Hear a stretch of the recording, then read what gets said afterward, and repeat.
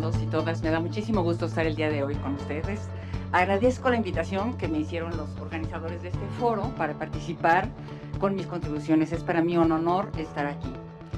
Quiero situar el origen de este polémico asunto sobre los libros de texto y actualmente también sobre la oficialización de los planes y programas de estudio que, como todas y todos sabemos, se dio el martes, señalando que todo inicia con un cambio de paradigma que no se comprende y que están confrontados.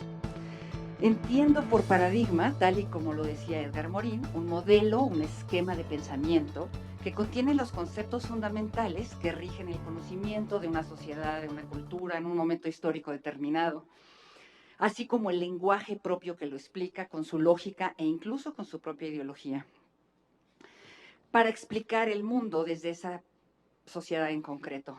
Tomando esto como base, yo les quiero señalar que hasta esta reforma, todos los planes y los programas anteriores habían estado basados en el paradigma de la modernidad, de esta época histórica que inicia casi ya hace más de 400 años, que formalmente conoce el mundo a partir de disciplinas separadas por la razón, la ciencia, y que establece de alguna manera un pensamiento único para conocer la vida. Es un paradigma que actualmente está cuestionado, que empieza y que resurge ya en las universidades con las ciencias de la complejidad, con la complejidad, a cuestionar la separación disciplinar cuando uno conoce. Pero es desde este paradigma que surgen los planes y los programas correspondientes a las reformas anteriores.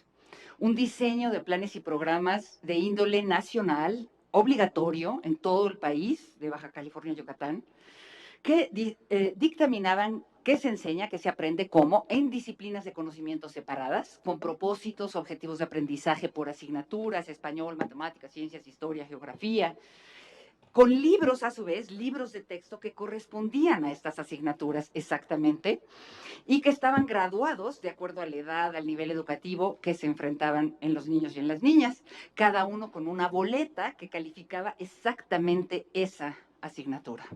En cambio, con este nuevo paradigma que está propuesto por la nueva escuela mexicana, se basa en otro, y eso hay que entenderlo. Hay otra lógica paradigmática en la nueva escuela mexicana que surge precisamente y que va más allá, según las epistemologías del sur, de la posmodernidad, del poscolonialismo, que Boaventura de Sousa Santos llama el paradigma otro, cuya lógica está basada en las siguientes características. Es a partir de un concepto de Boaventura que dice que el conocimiento no es único, no ha sido solamente producido por Europa, sino que todos los pueblos del mundo lo poseen, y hay pueblos que han sido excluidos, dominados, oprimidos por el resto, y que estos pueblos también poseen saberes, también poseen conocimientos que deben de ser conocidos. Por eso, desde este paradigma, lo que se busca es que estos pueblos y esta gente que ha sido excluida, las mujeres, los niños, las personas con discapacidad, con capacidad, con una orientación sexual distinta, sean incluidos. Por ello se requiere entonces establecer un paradigma distinto que sea emancipatorio, que busque la liberación de todos ellos, decolonial, que cuestione el conocimiento europeo, basado en algo que él llama la ecología de los saberes, es decir, que podamos conocer las diferentes perspectivas, sobre todo las de los excluidos, lo que conlleva necesariamente observar que el saber no puede ser individual, sino comunitario y transformador de lo existente desde las visiones de los excluidos. Desde este paradigma se construye entonces un plan de estudios que está basado, para empezar, en la comunidad como un centro que se convierte en insumo. De esa comunidad surgen los problemas que se llevan a la escuela para estudiar, que tiene ejes articuladores, es decir, capacidades que se van a desarrollar en las y los estudiantes para que ellos aprendan a vivir en esta sociedad, y que impulsa, por ejemplo, la inclusión, pero no la inclusión vista solamente desde la inclusión capacidad-discapacidad, sino la inclusión de los pueblos indígenas, de las personas con una orientación sexual diferente, de las mujeres, de las niñas, de todos aquellos que han estado excluidos, de los pueblos afromexicanos, etcétera. Además de la interculturalidad crítica, poder criticar una cultura a la otra, la apreciación de diversas culturas mediante la lectura, la escritura y las matemáticas, que adquieren otra dimensión para la enseñanza que se basa en las etnomatemáticas, es decir, en la transmisión de cómo los pueblos indígenas han enseñado matemáticas o cómo las manejan y las construyen, así como la expresión las artes y la expresión artística y la vida saludable. Esto además, en lugar de organizarse por asignaturas, se organiza en campos formativos. ¿Y qué son los campos formativos? Pues son campos de sentido. O sea, es un lugar en el que los diseñadores de la nueva escuela mexicana se colocan para observar la realidad y la separan, no como siempre se ha hecho por las disciplinas del conocimiento, como lo pudiera haber sido en 1972 en la reforma de aquella época, español, matemáticas, ciencias sociales y ciencias naturales, sino por cómo ellos observan la realidad. Y entonces agrupan temas en cada uno de estos campos que son lenguajes, saberes y pensamiento científico, que incluye matemáticas, y se observa en mucho durante los primeros años desde la construcción de la etnomatemática, así como ética, naturaleza y sociedad, y de lo humano y lo comunitario. Estos campos, entonces, se agrupan y agrupan los temas que se requieren, no necesariamente las disciplinas, y eso hay que entenderlo. Este cambio paradigmático de la noche a la mañana, que surge así de la noche a la mañana, no es algo que esté ahorita presente, es algo que se ha venido construyendo en México desde hace tiempo.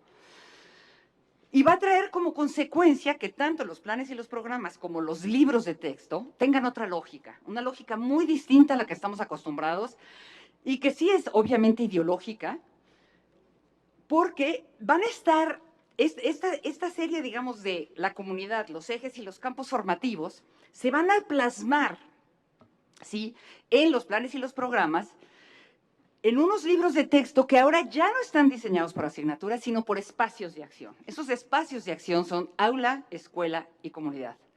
Estos espacios de acción, entonces, generan, ¿sí?, proyectos. Y los proyectos van a estar localizados en aula, escuela y comunidad.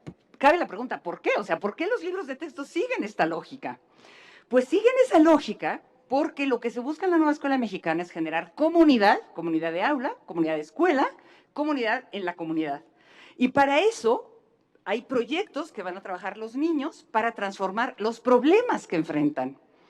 Tomando en cuenta esto, no es que las asignaturas desaparezcan como tales, sino que hay otra organización curricular que es difícil comprenderla, porque la lógica es otra, el paradigma es otro, y eso nos tiene que quedar claro a todos. Es un paradigma en construcción, es un paradigma que llega y se establece en la escuela, digamos, en la vida nacional actual educativa. Es a partir de esta conformación en la que cada uno de estos 3 libros va a trabajar proyectos, pero proyectos en espacios de acción, en el aula, en la escuela y en la comunidad. Van a visualizar problemas que los niños y las niñas pueden resolver y enfrentar.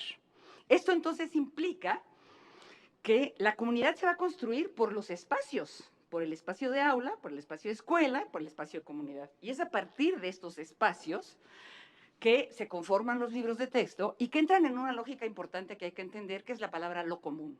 ¿Qué es lo común para la nueva escuela mexicana? Pues aquel espacio del cual se apropia la comunidad para resolver los problemas, ¿sí? No es lo común entendido como lo entiende la UNESCO, que es el espacio que no es privado y no es público, y que es aquello que compartimos, sino lo común constituido a partir de el aula, la escuela y la comunidad en proyectos que se trabajan con campos formativos y ejes articuladores. Entonces, es a partir de esta lógica que se hacen los libros, estos 3 libros, aula, escuela y comunidad, que tienen cada uno de ellos, cada uno de estos libros, ¿sí?, ejes articuladores, es decir, se trabajan proyectos por el campo formativo de lenguajes, proyectos por ética, naturaleza y sociedad, proyectos por saberes y pensamiento matemático, proyectos por de lo humano y la comunitario. Entonces, a partir de esta lógica, en cada libro de aula, escuela y comunidad, los 4 campos formativos tienen proyectos. Es importante visualizar entonces que la organización es otra. Y esto genera mucho ruido cuando no se comprende, que además es una lógica difícil de comprender porque viene de otro paradigma, de otra manera de organizar el conocimiento del mundo. Y eso hay que tenerlo claro. Aquí lo que es interesante es ver que, bueno, hay esos 3 proyectos, que son esos 3 libros, proyectos de aula, proyectos de escuela, proyectos de comunidad, con los ejes y los campos formativos que se cruzan, pero que vienen acompañados de otros 2 libros. Unos libros que son múltiples lenguajes y otro libro que es múltiples saberes. En múltiples lenguajes lo que se hace es también tener como lecturas, es un libro de lecturas, pero construidas interdisciplinariamente, o sea, hay lecturas para cada uno de los campos.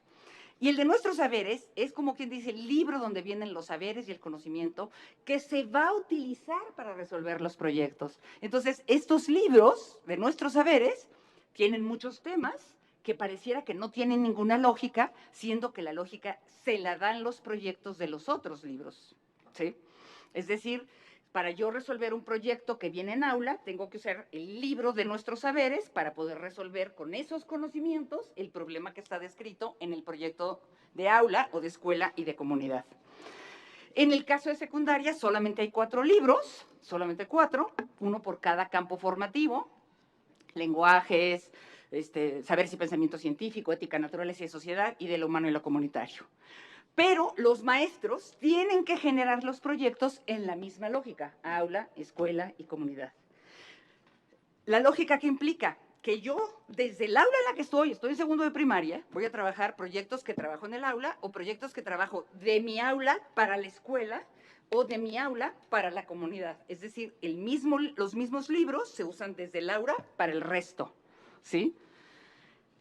Aquí lo que tenemos que tener en claro es que el énfasis disciplinar no desaparece, pero que hay otra, de alguna manera sí se desdibuja, no queda claro, no es claro para la sociedad, no se entiende cómo están construidos los libros, no entendemos la organización porque el paradigma es otro. Y este es el gran impacto que tiene esto en la vida mexicana y en la educación actual. Aquí lo que tendríamos que contemplar entonces es, bueno, ¿cómo se entienden estos libros? Pues obviamente desde una perspectiva totalmente diferente, que no es la que habíamos utilizado y que irrumpe actualmente de la noche a la mañana, literalmente, ¿sí? Es decir, del martes con nuevos planes y programas y con libros de texto que ya llegaron a las escuelas, pero que los maestros todavía no han visto en físico, sino solo en PDF, ¿sí? Y que esto se va a trabajar ya en 15 días. Lo importante entonces es que reconozcamos, hay cosas muy interesantes. Por ejemplo, en el caso de la inclusión, como bien lo decía Gabriela, se desdibuja la atención a los niños con discapacidad, con problemas de aprendizaje, porque hay que incluir a todos los que no han estado incluidos con anterioridad, a los pueblos indígenas, a los afromexicanos, a los niños que presentan un estereotipo diferente o que ya se inclinan por tener una orientación sexual o una identidad de género distinto. Esto existe y esto es real. Y esa diversidad entra al salón y tiene que ser atendida con la palabra inclusión. Entonces, claro que hay cosas en los libros que llaman la atención. Por primera vez tenemos libros de texto que tienen niños en la silla de ruedas, que se habla de la lengua de señas, que se habla del braille, que está estudiado en los libros. Es la primera vez y eso para mí es una ventaja y eso hay que apoyarlo. No obstante, el cambio de paradigma, ¿sí?, tiene impactos muy negativos en el corto, mediano, largo plazo, y esos son los que me preocupan y esos son los que hay que trabajar. En primer lugar, la pérdida de los aprendizajes fundamentales, es decir, el énfasis que se daba a la lectura, a la escritura, a la resolución de problemas matemáticos, científicos y sociales, no es igual, porque estamos tratando de ver la realidad desde otra perspectiva, donde lo que importa es resolver los problemas. Entonces, esto de alguna manera se dibuja, se pierde y queda ahí pendiente, ¿sí? Porque después de la pandemia los niños llegan con pérdidas de aprendizaje, es decir, se les olvidó lo que habían aprendido y se retrasaron 1 o 2 años. Y esto no se atiende, no se ha atendido verdaderamente. En segundo lugar, la pérdida de atención específica a estos aprendizajes fundamentales implica la no atención de los derechos y las niñas, porque si nos dedicamos a trabajar la comunidad, los problemas de la comunidad, los derechos específicos de aprendizaje en términos de necesidades, de intereses, no es que no se atiendan, es que se desdibujan, es que pierde su énfasis, ¿sí? Entonces, ¿qué es lo que va a pasar entonces? Que tenemos todo un sistema educativo nacional, 25 millones de niños, casi más de 1,5 millones de maestros, que cambian de paradigma, de un paradigma que tenía 400 años a uno que es novedoso, que está en discusión, que emerge, que no es nuevo ciertamente, porque viene construyéndose desde los 90, pero que se va a trabajar hoy en la escuela mexicana. Entonces, el impacto es para los docentes. Aquí hay que tenerlo claro, el impacto es para los docentes. ¿Por qué? Porque son ellos los que tienen que aprender a manejar un libro de texto con otro paradigma, con otra estructura, con otro manejo del conocimiento, con la inclusión de los saberes de la gente que antes no estaban incluidos. Y tienen que aprender a contextualizarlos en su localidad, a buscar los problemas, a hacer que estos problemas tengan sentido para ellos. Tienen que buscar los aprendizajes fundamentales que no tienen el mismo énfasis, pero con los cuales ellos ya están formados para atender. Entonces, hay una especie de crisis ahí. Tienen que complementar lo que falta, lo que no está, los errores que se han detectado que sí existen en los libros y además evaluar por campos formativos con libros de texto que no están por campos formativos, sino por aula, escuela y comunidad. Por otra parte, si los libros se trabajan por proyectos, que cada proyecto, cada aula, escuela y comunidad son 3 libros, a su vez tiene abordados los 4 campos formativos con varios proyectos, ¿sí? Entonces surge la pregunta, y esta es la crisis actual, ¿eh? Esta crisis se está viviendo ahorita. ¿Qué libros, qué cuadernos se le piden a los niños? Las escuelas ya habían pedido cuadernos para español, matemáticas, ciencias, historia, geografía, y ahora pedimos libros por aula, escuela y comunidad, ¿sí? Es decir, uno por cada uno de los libros, o pedimos cuadernos por campo formativo, porque si pedimos por campo formativo se trabajan con los 3 libros, ¿sí? Y si se trabajan con los 3 libros, entonces, ¿qué evalúo? Ese nivel de complejidad está ahorita, ¿eh? O sea, ya me habían pedido cuadernos y ahora tengo que volver a gastar. Lo están diciendo las madres. Esta sí es algo que surge de la nada así, ¿sí? Así está. Y lo que surge paralelamente también es la crisis de la evaluación, porque ¿qué evalúo? Los proyectos de aula, los proyectos de escuela, los proyectos de comunidad o el campo formativo de saberes, naturaleza, sociedad y de saberes y pensamiento matemático, de ética, naturaleza y sociedad y de lo humano a lo comunitario que vienen incluidos en cada libro. Entonces, hay una complejidad en la evaluación que no han definido todavía porque no ha salido el acuerdo de evaluación, ¿sí? Y además hay una evaluación formativa donde se ubican procesos en elaboración de proyectos distribuidos en 3 libros. Lo que quiero que vean, porque han de decir, bueno, esta loca de qué está hablando, ¿eh? Es que hay una complejidad muy grande en este nuevo paradigma a la hora que llegue al aula. Y que aquí lo que tenemos que estar como muy conscientes es que además hay otros impactos. Porque, por ejemplo, la biblioteca de aula y la biblioteca de la escuela está constituida con el paradigma de la modernidad separada por disciplinas del conocimiento, ¿sí? Y no está hecha para esta nueva manera de trabajar. Es decir, que el maestro va a tener que elegir los libros de su aula, de su comunidad o de la biblioteca que puedan contribuir a los proyectos que están ahí. Por otra parte, sí, además de toda esta problemática que surge, actualmente con esta reforma hay algo que los maestros me han dicho, es algo que sí me han dicho reiteradamente, con los cuales tengo mucho contacto, ¿sí?